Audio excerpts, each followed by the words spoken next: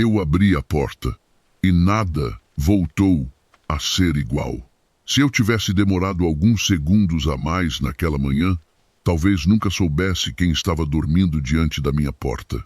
Mas eu abri e, naquele instante, entendi que certas decisões não pedem permissão, apenas acontecem. O dia ainda nem tinha começado de verdade. O ar estava frio, úmido e a rua permanecia em silêncio. Quando olhei para baixo, vi 2 corpos encolhidos no chão da varanda. Um casal de idosos, abraçados, tentando se proteger do frio, como se aquele abraço fosse o último abrigo que lhes restava. Meu coração disparou. Por um momento, pensei que estivessem mortos. Fiquei ali, imóvel. O medo veio primeiro. Quem eram aquelas pessoas? Por que tinham escolhido justamente a minha casa? Minha mão chegou a tocar a porta, pronta para fechá-la. Eu estava sozinha há anos. Desde que meu marido morreu, aprendi a viver com cuidado, sem abrir espaço para surpresas. Mas algo dentro de mim não deixou. A solidão tem um jeito cruel de nos ensinar empatia. Eu reconheci aquela cena, não nos rostos deles, mas na sensação. Eu já tinha sido aquela pessoa invisível ao mundo. Já tinha acordado em manhãs em que ninguém parecia lembrar que eu existia. E, naquele instante, compreendi que fechar a porta seria mais fácil, mas também mais covarde. O homem acordou primeiro. Os olhos cansados se abriram lentamente. Ele se levantou com dificuldade e se apresentou como seu Augusto. Ao lado dele, a mulher Dona Rosa. Acordou assustada, ajeitando o casaco fino, que mal a protegia do frio. Eles pediram desculpas. Disseram que não queriam causar problemas, que só tinham parado ali, porque não tinham mais forças para continuar andando. Eles não pediram dinheiro, não pediram comida, não pediram nada, e foi isso que mais doeu. Eu senti um nó na garganta. Pensei em todas as vezes que eu mesma quis pedir ajuda, e engoli o orgulho. Respirei fundo e ouvi minha própria voz dizer algo que eu não tinha planejado. Entrem, está muito frio aqui fora. Naquele momento, eu não sabia quem eles eram. Não sabia de onde vinham, nem o que tinham perdido. Eu só sabia que aquela casa, que durante tanto tempo foi apenas um lugar de silêncio e luto, agora estava sendo observada, como um porto seguro. Enquanto eles entravam devagar, com passos inseguros, eu tive uma certeza estranha e poderosa. Aquela manhã não era um acaso. Era o começo de algo que ainda iria me ensinar muito sobre perda, humanidade e sobre mim mesma. E assim, sem perceber, eu abri mais do que uma porta. Eu abri um caminho que mudaria tudo. O medo que eu não confessei. Depois que fechei a porta atrás de nós, fiquei alguns segundos encostada nela, respirando fundo. O som do trinco parecia alto demais para uma casa que há tanto tempo vivia em silêncio. Eu os havia deixado entrar e só então percebi o peso real daquela decisão. Meu coração batia rápido, como se estivesse tentando me alertar de algo que eu ainda não sabia nomear. Eles se sentaram à mesa da cozinha, com cuidado, quase pedindo licença para ocupar espaço. Eu preparei o café automaticamente, como fazia todas as manhãs, mas minhas mãos tremiam. Enquanto a água fervia, pensamentos atravessavam minha mente, sem pedir permissão. E se eu estiver errada? E se isso trouxer problemas? Desde que meu marido morreu, aprendi a ser prudente. A casa virou refúgio, não palco de surpresas. Quando me virei, vi Dona Rosa segurando a xícara, com as 2 mãos, como se o calor pudesse devolver alguma segurança. Seu Augusto mantinha o olhar baixo. Aquela postura, discreta, contida, me atingiu mais. do que qualquer pedido explícito. Era a postura de quem já foi ignorado, vezes demais. Sentei-me à mesa, tentando parecer calma. Perguntei se estavam bem, se precisavam de algo. A resposta veio, em poucas palavras, quase sussurradas. Eles estavam cansados. Muito. Não haviam dormido direito. Há dias. Eu senti um aperto no peito. A cozinha, que antes me parecia grande demais para uma pessoa só, agora parecia pequena para tanto silêncio. O medo voltou. Eu pensei nos vizinhos, nos olhares, nos comentários. Pensei no que diriam, se soubessem que eu tinha acolhido 2 desconhecidos. Pensei na minha própria vulnerabilidade. Ser viúva é aprender a calcular riscos o tempo todo. Mas, enquanto esses pensamentos se empilhavam, uma lembrança antiga se impôs. Lembrei-me da primeira noite sozinha, depois do enterro, da xícara de café que esfriou intocada, da casa que parecia respirar luto. Lembrei-me de desejar, com uma força quase infantil, que alguém batesse à minha porta, não para resolver nada, apenas para ficar, e ninguém veio. Olhei para eles novamente. Seu Augusto coçou as mãos, nervoso. Dona Rosa evitava me encarar, como se tivesse medo de pedir demais, apenas existindo ali. Foi então que entendi algo simples e incômodo. O medo que eu sentia não era deles, era meu. Medo de me envolver, medo de sentir, medo de reabrir feridas que eu passara tanto tempo tentando fechar. Perguntei de onde vinham. A resposta veio devagar, com pausas longas, como se cada palavra precisasse vencer. Um cansaço antigo. Disseram que haviam caminhado até onde o corpo permitiu, que a luz acesa da minha casa, ainda de madrugada, pareceu um sinal de que ali talvez houvesse calor humano. Quando ouvi isso, um arrepio percorreu meu corpo. Aquela casa, tão vazia para mim, tinha sido esperança para alguém. Sem perceber, comecei a agir. Levantei-me, busquei um cobertor no quarto, coloquei mais água para ferver. Ajustei a cadeira de Dona Rosa. Gestos pequenos, quase involuntários, mas que mudaram o clima da sala. O silêncio começou a perder peso. Não virou alegria. Ainda não. Mas deixou de ser ameaça. Naquele momento, compreendi que eu estava diante de uma escolha que ia além da cautela. Não se tratava apenas de ajudar 2 pessoas cansadas. Tratava-se de decidir que tipo de pessoa eu queria ser. Depois da perda, a que fecha portas para sobreviver, ou a que aceita o risco de sentir para continuar humana. Eu ainda não sabia o que eles haviam vivido. Não conhecia a história por trás daqueles olhos cansados. Mas uma coisa ficou clara para mim. Depois de abrir a porta, naquela manhã, eu já não podia fingir que nada tinha acontecido. Algumas decisões, quando tomadas, nos empurram para a frente, quer a gente queira, quer não. E eu sentia, no fundo do peito, que aquela era apenas a segunda página de uma história que estava longe de terminar. Quando eles começaram a falar, eu já não consegui fingir.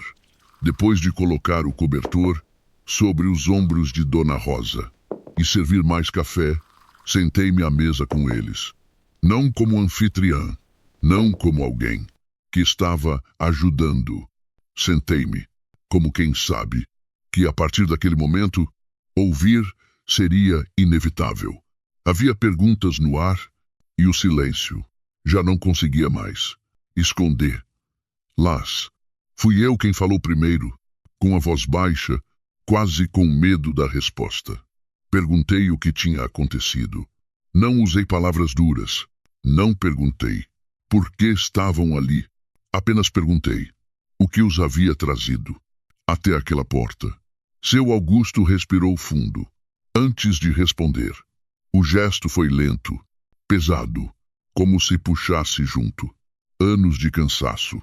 Ele disse que não era fácil falar, que nunca tinha sido. Sempre foi do tipo que resolvia tudo com as próprias mãos. E talvez por isso, agora doesse ainda mais.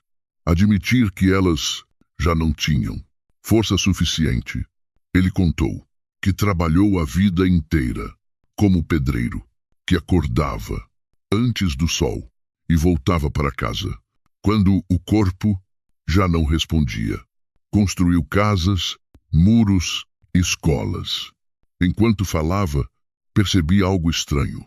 Havia orgulho na voz dele, mas também uma tristeza funda. A ironia era cruel demais para ser ignorada.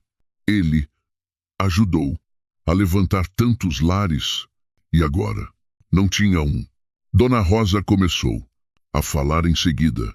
A voz saía fraca, mas firme. Disse que as dores nas articulações pioraram nos últimos anos, que caminhar longas distâncias se tornou um desafio diário, que as noites frias eram as piores, não pelo frio em si, mas pelo medo de adoecer e não acordar. Quando ela disse isso, senti um nó apertar meu peito. A morte já tinha passado pela minha casa. Uma vez eu sabia exatamente o que aquele medo significava. Então veio a parte mais difícil. Ela falou dos filhos. Não mencionou nomes. Não acusou. Apenas disse que, depois que venderam a casa antiga para ajudar a família, as promessas começaram a desaparecer. Primeiro, menos visitas. Depois, menos ligações. Até que restou apenas o silêncio. Um silêncio que machuca mais do que qualquer palavra dura. Enquanto eu ouvia, algo dentro de mim se quebrava. Devagar. Eu não tinha vivido a mesma história, mas reconhecia aquela sensação. Após a morte do meu marido, muitas pessoas também haviam prometido estar presentes. Com o tempo, seguiram suas vidas. E eu fiquei sozinha, aprendendo a conviver com a ausência. Percebi que não estava apenas ouvindo uma história. Eu estava revivendo sentimentos que pensei ter enterrado. A solidão deles. Conversava com a minha. E, naquele instante, ficou claro que aquele encontro não era um acaso cruel, mas uma colisão de dores semelhantes. Não interrompi. Não ofereci soluções. Apenas escutei.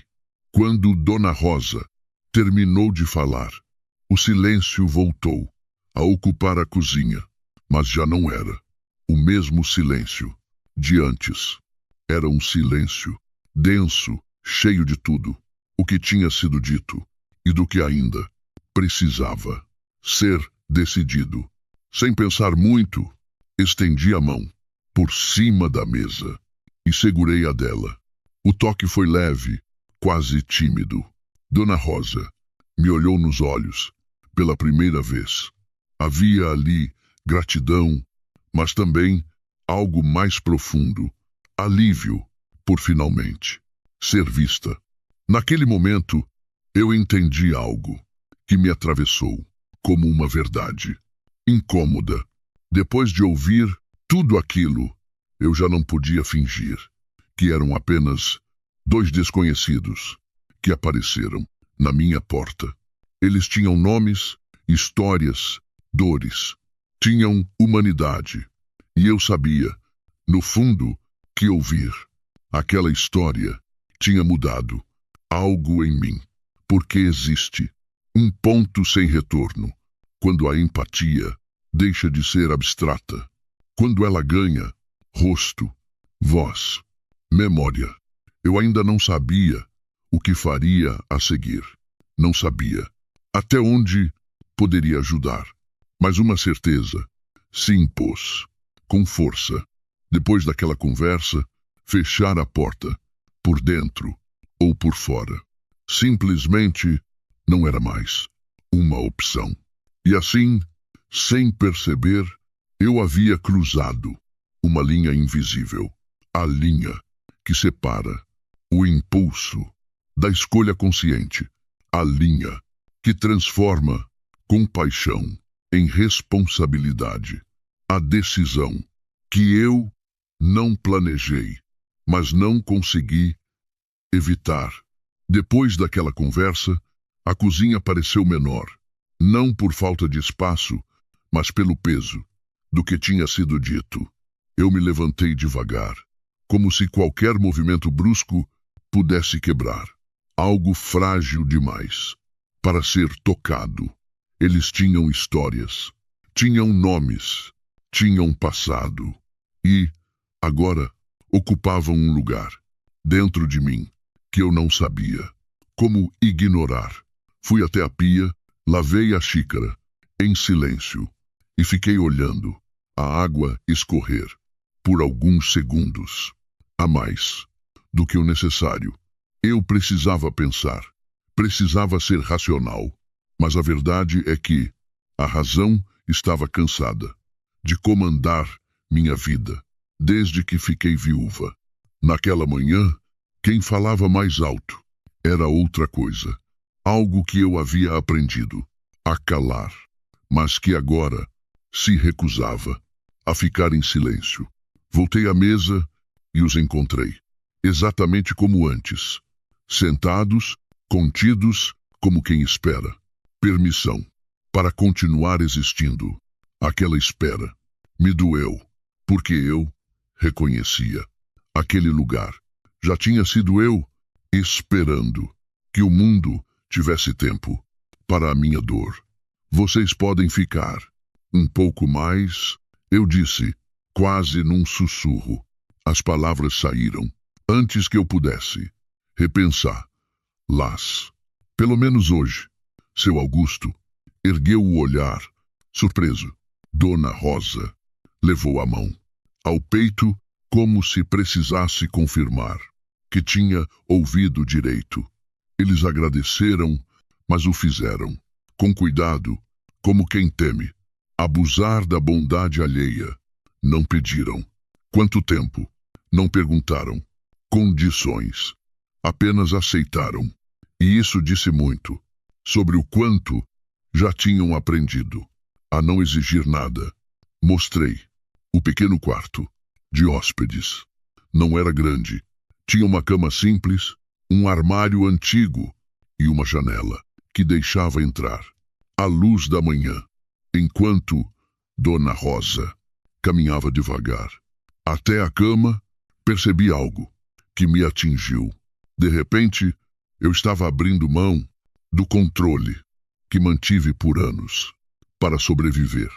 E, estranhamente, aquilo não me apavorava tanto quanto eu imaginava.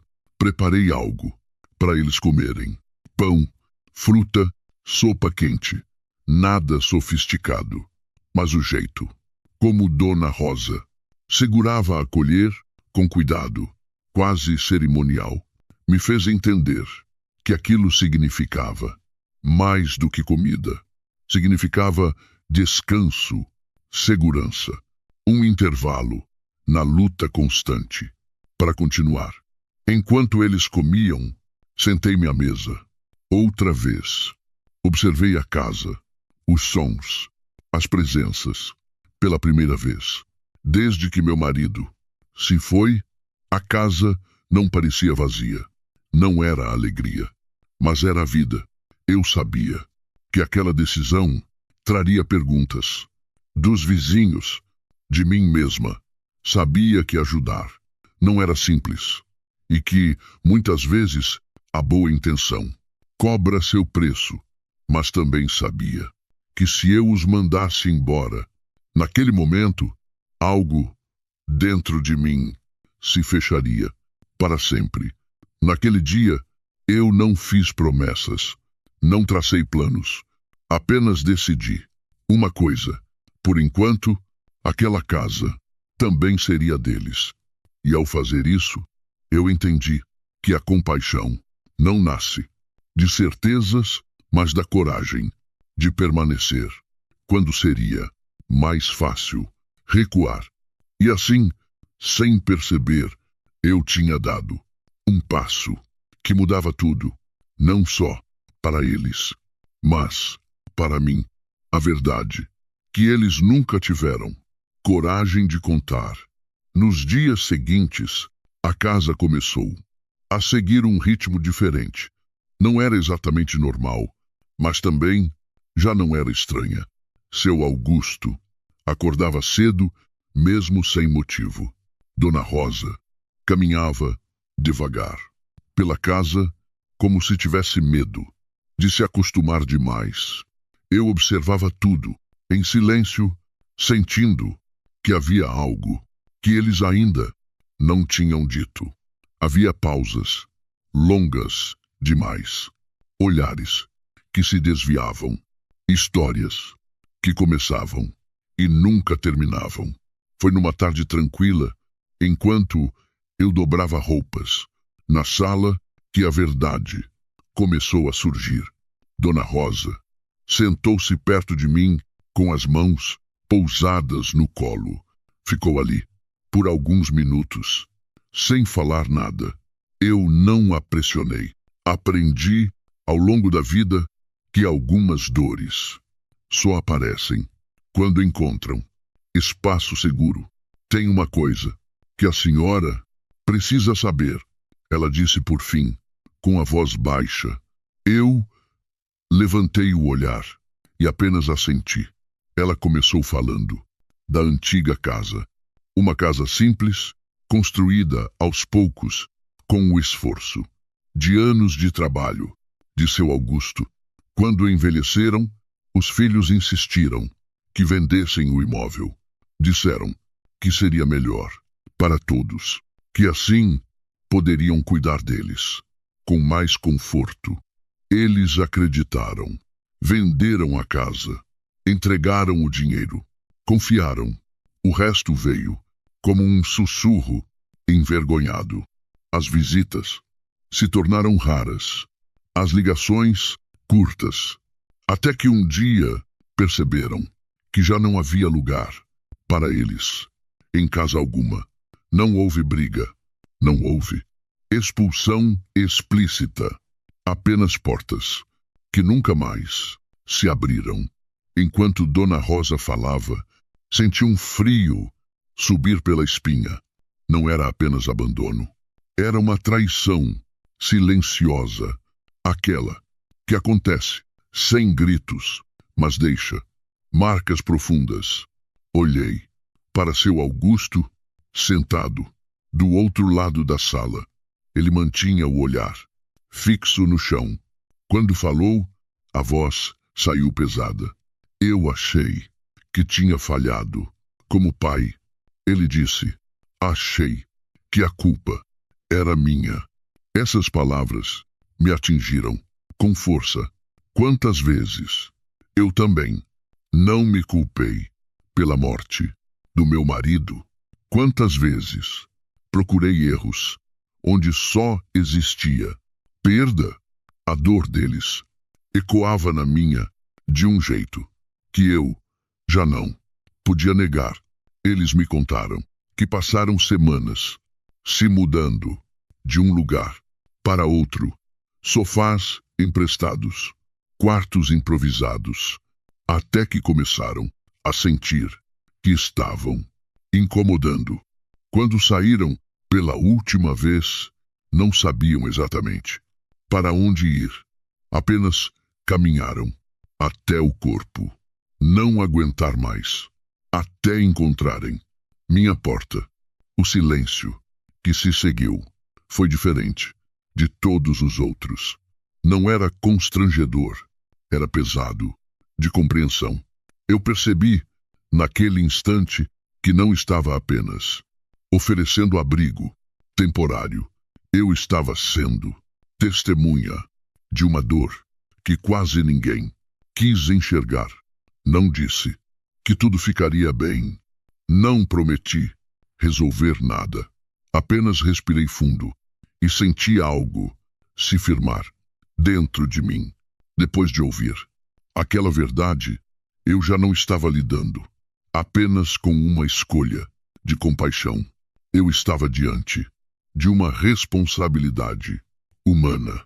E eu sabia que a partir daquele momento nada mais seria simples, mas também sabia que ignorar tudo aquilo seria impossível, porque algumas histórias, quando chegam até nós, não pedem pena, pedem coragem, o peso do olhar dos outros. Depois que a verdade veio à tona, eu tentei seguir os dias como antes, mas nada era exatamente igual. A casa já não era apenas um abrigo improvisado. Tinha se tornado um território delicado, onde cada decisão minha parecia carregar consequências maiores do que eu previa. Eu sentia que estava sendo observada, mesmo quando ninguém dizia nada. Os primeiros sinais vieram de fora. A vizinha da casa ao lado me encontrou no portão e perguntou, com um sorriso ensaiado, quem eram as visitas. Respondi, de forma simples. Disse que eram conhecidos, passando por um momento difícil. Ela assentiu, mas seus olhos demoraram mais do que o necessário sobre mim, como se tentassem medir algo invisível. A partir daquele dia, os cumprimentos ficaram mais curtos, as perguntas mais indiretas. Dentro de casa, eu também lutava com dúvidas que não queria admitir. À noite, quando todos dormiam, eu ficava acordada, pensando no futuro. Até quando isso duraria? Eu tinha minhas próprias contas, minhas limitações, meus medos. A compaixão não pagava despesas, nem afastava a insegurança que insistia em voltar. Em alguns momentos, a razão me cobrava prudência. Em outros, o coração me lembrava do que eu já sabia. Mandá-los embora agora seria como repetir o abandono que eles já tinham vivido. Seu Augusto percebia meu silêncio. Numa manhã, enquanto varria o quintal, um gesto simples, quase automático, ele me disse que não queria causar problemas, que entendia, se eu precisasse, que eles fossem embora. A forma como ele falou aquilo, sem ressentimento, foi o que mais me feriu. Era a voz de quem já tinha sido rejeitado tantas vezes, que aprendera a se antecipar à dor. Dona Rosa passou a se desculpar por tudo, pela comida, pelo espaço, pelo tempo. Cada pedido de desculpas era um lembrete cruel de como a dignidade deles tinha sido corroída. Aos poucos, eu me vi dizendo, mais de uma vez, que não precisavam se explicar, mas as palavras pareciam pequenas diante de anos de silêncio imposto. A pressão também vinha de mim mesma. Eu me perguntava se estava sendo ingênua, se estava tentando preencher minha própria solidão com a presença deles. Mas toda vez que essa dúvida surgia, eu lembrava do olhar de Dona Rosa, quando encontrou uma cama limpa, do alívio silencioso de seu Augusto, ao perceber que não precisava ir embora imediatamente. Aquilo não era carência, era humanidade. Uma noite, sentei-me sozinha na sala e encarei a porta da frente. Foi ali que tudo começou. Pensei em como seria fácil fechá-la agora, voltar à rotina, segura, previsível, solitária. Mas também pensei no custo disso. Algumas escolhas cobram caro demais, mesmo quando parecem práticas. Naquele momento, eu entendi algo essencial. Ajudar não é um gesto isolado, é um caminho, cheio de olhares tortos, dúvidas e renúncias. E, ainda assim, é um caminho que, uma vez iniciado, nos transforma de um jeito que não tem volta. Eu não tinha todas as respostas.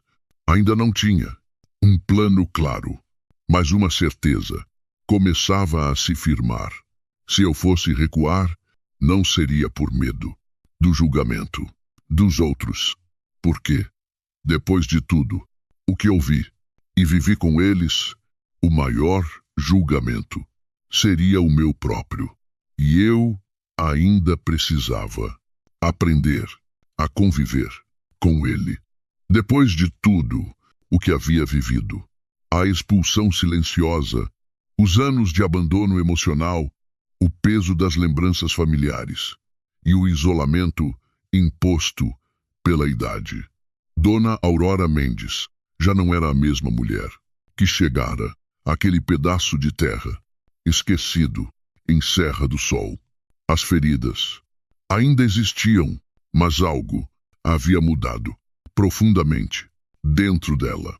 As dificuldades narradas nos capítulos anteriores não tinham apenas marcado sua trajetória, haviam, pouco a pouco, despertado uma força que ela mesma desconhecia. O que começou como uma tentativa de sobrevivência, trabalhando a terra com as próprias mãos, transformou-se em um reencontro com sua identidade. A cada manhã, ao sentir o cheiro da terra úmida e observar o sol nascer por trás das montanhas, Aurora lembrava-se das lições duras aprendidas nos anos de rejeição e silêncio. A solidão que antes doía passou a ser espaço de reflexão. As perdas que pareciam castigos começaram a revelar seu verdadeiro papel, prepará-la para algo maior. As memórias familiares, antes carregadas de dor, passaram a coexistir com novas lembranças, sendo construídas ali mesmo, no presente. As histórias do passado não desapareceram, mas deixaram de definir quem ela era. Ao contrário, tornaram-se raízes profundas, firmes, sustentando uma nova fase de sua vida. Era dessa mistura de passado e presente que surgia uma mulher renovada, consciente de seu valor e de sua capacidade de recomeçar. Foi nesse momento que Dona Aurora percebeu que não estava sozinha. Outras mulheres da região, também marcadas por abandono, luto ou invisibilidade, começaram a se aproximar. Pequenos encontros, inicialmente tímidos, deram origem a uma rede de apoio inesperada. Ali, entre conversas simples e mãos calejadas, nasceu um sentimento de pertencimento que Aurora não sentia havia décadas. Juntas, elas compartilhavam trabalho, histórias e esperança.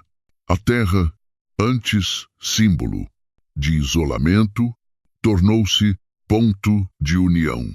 O cultivo deixou de ser apenas sustento e passou a representar dignidade, memória e futuro. Cada colheita era uma prova de que ainda era possível florescer independentemente da idade ou das cicatrizes carregadas. Aurora compreendeu, então, que sua jornada, marcada por dor resistência e reconstrução. Não era apenas pessoal, era coletiva. Assim, o que se desenhava à sua frente não era apenas um novo capítulo, mas a consolidação de tudo o que fora vivido antes. Cada queda, cada silêncio e cada luta tinham conduzido até ali. Dove Ma SM, pela primeira vez em muito tempo, Dona Aurora Mendes não apenas sobrevivia, ela florescia, provando, na prática, que nunca é tarde para florescer. Tudo o que Dona Aurora Mendes havia enfrentado até ali, o abandono, a invisibilidade, os anos de luta silenciosa, o reencontro com a terra e a formação de uma comunidade de mulheres começou a ganhar um novo significado quando ela percebeu que aquela história não precisava terminar apenas como superação pessoal. O que nascera da dor agora pedia nome, propósito e continuidade. Foi assim que surgiu Raízes da Aurora. O nome não veio por acaso. Raízes representava tudo o que havia sido construído ao longo dos capítulos anteriores. A memória familiar que resistiu ao esquecimento, a terra que acolheu suas mãos cansadas, as mulheres que encontraram ali um lugar de pertencimento. Aurora, por sua vez, simbolizava o recomeço, o instante em que a noite finalmente cede lugar à luz. Para Dona Aurora, aquela marca era mais do que um projeto. Era a síntese viva de sua própria trajetória. Aos poucos, o que antes era apenas produção para subsistência ganhou forma organizada. As mulheres passaram a trabalhar juntas, respeitando o ritmo da terra e o tempo de cada uma. Não havia pressa, mas havia compromisso. Cada produto carregava história, cuidado e identidade. Quem comprava não levava apenas algo colhido do solo, mas um pedaço de uma jornada marcada por resistência e dignidade. O reconhecimento não demorou a chegar. Pessoas de fora da região começaram a se interessar não só pela qualidade do que era produzido, mas pela história por trás da marca. Dona Aurora, que antes mal era ouvida dentro da própria família, passou a ser referência. Sua voz, moldada pelas experiências narradas desde o início, agora tinha peso, clareza e verdade. Ela falava não como vítima do passado, mas como guardiã de um legado. Raízes da Aurora tornou-se então um espaço de transformação coletiva. Mulheres que antes se sentiam inúteis ou descartáveis descobriram que ainda tinham muito a oferecer. O trabalho devolveu autoestima. A convivência curou feridas antigas. A terra, mais uma vez, cumpria seu papel de ponte entre o que foi e o que ainda poderia ser.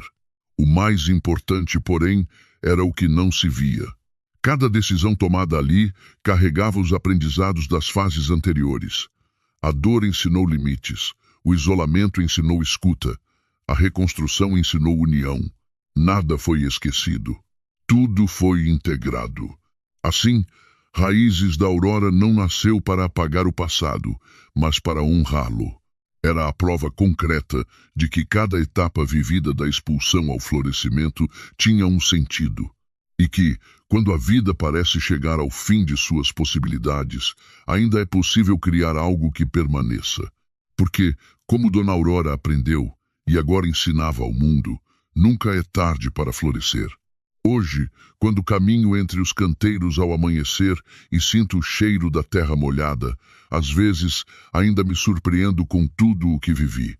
Se alguém tivesse me dito, lá no começo, quando eu me sentia descartada, invisível e sem lugar no mundo, que eu estaria aqui contando essa história com voz firme e coração em paz, eu não teria acreditado. Mas cada passo, cada dor e cada silêncio dos capítulos anteriores me trouxeram até este momento. Eu não sou mais a mulher que foi deixada para trás. Carrego comigo tudo o que fui, mas já não sou definida pelo abandono. A terra me ensinou paciência. As mulheres que caminharam comigo me ensinaram força coletiva.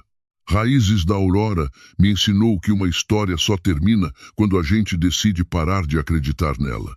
E eu decidi continuar. Muitas pessoas me perguntam qual foi o segredo da minha transformação. Não houve milagre repentino. Houve dias difíceis, dúvidas, medo de fracassar de novo. Houve noites em que pensei em desistir. Mas também houve algo que nasceu devagar dentro de mim.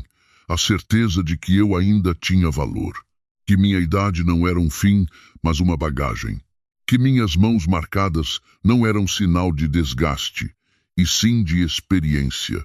Hoje, quando vejo outras mulheres chegando, carregando nos olhos o mesmo cansaço que um dia foi o meu, eu me reconheço nelas.